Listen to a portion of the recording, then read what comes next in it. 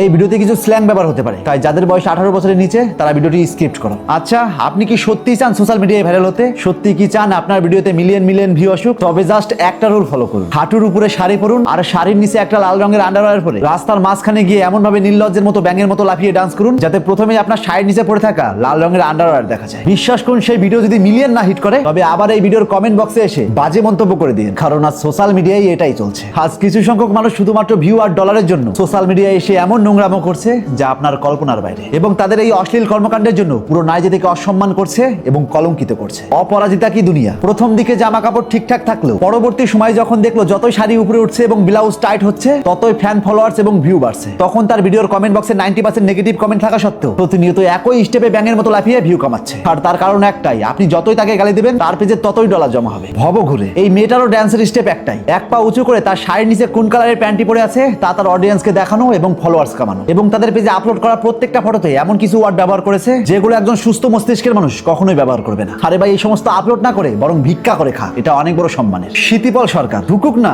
অসুবিধা কিসের? এটাই তো আপনার কন্টেন্ট। যত বেশি গভীরে ঢুকবে ততই তো আপনার ফলোয়ার্স বাড়বে। বিশ্বাস করুন, এর একটাই টপিক, একটা নিষ্পাপ জীবকে তার গোপন অঙ্গে ঢুকিয়ে সেই জীবটাকে অপবিত্র করা। আমি এদেরকে দেখে শুধুমাত্র একটা কথাই চিন্তা করি, এদের বাড়িতে কি শ্বশুর শাশুড়ি নেই, কিংবা এদের পাড়া প্রতিবেশী আদৌ কি এদের ভিডিও দেখে না? তবে কেন তাদের প্রতি কোনো স্টেপ নেওয়া হচ্ছে না? পলি দাস, এই মেয়েটা তার বাচ্চা জিনিস মাঝে মধ্যে স্বামীকেও খাওয়ায়, আর সেটা সোশ্যাল মিডিয়ায় হাইলাইটও করছে শুধুমাত্র ভিউ আর কিছু ডলারের জন্য। এর একটা মেয়েও আছে, যদি ভুল না করি সে একজন প্রতিবন্ধী। এই প্রতিবন্ধী মেয়ে থাকা সত্ত্বেও ঈশ্বরের প্রতি এদের এতটুকু ভয় আসে না যে না থাক, এই নোংরামোগুলো ছেড়ে দেয়। এর প্রত্যেকটা কন্টেন্টে হয় বুকের উঁচু নিচু ভাঁজ দেখাবে কিংবা তার স্বামীর সঙ্গে অশ্লীল কোনো কন্টেন্ট বানাবে। মাঝে মধ্যে এদের কর্মকাণ্ড দেখলে মনে হয় হয়তো এরা সোনাগাছি থেকে পালিয়ে এসে কন্টেন্ট বানাচ্ছে। মিসেস সুরমা অফিসিয়াল, এই মহিলা আজ পর্যন্ত এটা জানে না অন্তত ক্যামেরার সামনে আসতে হলে নাইটের নিচে কিছু পড়তে হয়। বিশ্বাস করুন, এর ভিডিওতে কোনো কন্টেন্ট নেই, জাস্ট দুটো জিনিস ছাড়া। পূজা দাস, আমি যদি ভুল না করি এই মেয়েটার বয়স 18 বছরের নিচেই হবে, অথচ এই বয়সে ঠিকঠাক পড়ালেখা না করে এমন ভঙ্গি এবং এমন ড্রেস পরে ভিডিও বানায়। যদি 18 বছরের উপরে এর বয়স হতো একে এমন একটা জঘন্য ভাষায় কথা বলতাম যা এর কল্পনার বাইরে। রেজওয়ান রাহান, এই দাদা নাকি স্মার্ট দাদা। এর সঙ্গে যে 64 দাঁতওয়ালা মেয়েটি ভিডিও বানায়, সে পাবলিক প্লেসে এমন অন্তরঙ্গ ভাবে এই দাদার সঙ্গে ভিডিও বানায় যা দেখলে মনে হয় ভুলবশত নীল জগতে ঢুকে পড়েছে। শুধু এরাই নয়, এরকম হাজার হাজার কন্টেন্ট ক্রিয়েটর রয়েছে যারা প্রতিনিয়ত সোশ্যাল মিডিয়া নামক জায়গাটা পর্নোগ্রাফি সাইট বানাতে উঠে পড়ে লেগেছে। একটা সময় ছিল যখন মা বাবা বা পরিবারের সকলের সামনে নির্দ্বিধায় সোশ্যাল মিডিয়া ব্যবহার করা যেত, অথচ আজ এদের কারণে সোশ্যাল মিডিয়া এমন ভাবে ইউজ করতে হয় মনে হয় গোপনে নীল ভিডিও দেখছি। আজ বাস স্ট্যান্ড মেট্রোতে কিছু নির্লজ্জ বেহায়াপনা মেয়েদের জন্য বাবা মায়ের উল্টো দিকে বসে থাকতে হয়, কারণ এরা এমন ভাবে নিতম্ব দুলিয়ে অশ্লীল ভঙ্গিতে ডান্স করে যা দেখলে মনে হয় এই দৃশ্য বাবা মায়ের সঙ্গে দেখার আগে সুইসাইড করে নেওয়া অনেক পুণ্যের কাজ। টাকা সানি লিওন কিংবা মিয়া খলিফাও কামিয়েছে, কিন্তু আজ তাদের সমাজের সম্মানটা কোথায়? আপনারাও তাদের ব্যতিক্রম নয়। যদি এতই টাকার খিদে থাকে তবে সোশ্যাল মিডিয়া ছেড়ে দিন এবং তার পরিবর্তে রেড লাইট এরিয়াতে কাজ করুন কিংবা 18+ ওয়েবসাইটে গিয়ে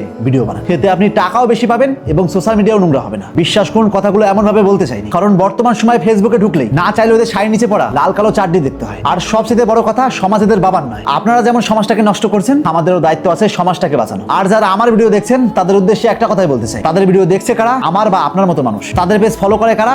আপনার বা আমার মতো মানুষ। তাই এই সমস্ত মানুষের কাছ থেকে সবসময় দূরে থাকুন। একটু সুস্থ মস্তিষ্কে চিন্তা করুন, এরা আসলে সমাজকে কি মেসেজ দিতে চায়, শিক্ষা নাকি নোংরামো? তবে আমি 100% গ্যারান্টি দিয়ে বলতে পারি, একটা ভালো ফ্যামিলির মেয়ে কোনোদিনই এমন কর্ম করতে পারে না। এদের কথাবার্তা, স্বভাব আর নাচ দেখলেই বোঝা যায় এরা আসলে কোন ফ্যামিলিতে বিলং করে। আর হ্যাঁ, আপনাদেরকে বলছি, পিছন দিকে নিতম্ব কিংবা উঁচু নিচু ভাঁজ দেখে ইনকাম করা চাইতে ভিক্ষা করে খাওয়া অনেক সম্মানের, কারণ এগুলোকে ডান্স বা কন্টেন্ট বলে না, বরং শরীরকে বিক্রি করে ভিউ কামানো বলে। আর অবশ্যই আপনাদের ব্যক্তিগত মতামত কমেন্ট বক্সে লিখতে ভুলবেন না। তাই আজ থেকে চোখ খুলুন আর এরকম ইন্টারেস্টিং ভিডিও প্রতিনিয়ত পাওয়ার জন্য তাপস এক্সপ্লোর পেজটিতে ফলো দিয়ে রাখুন।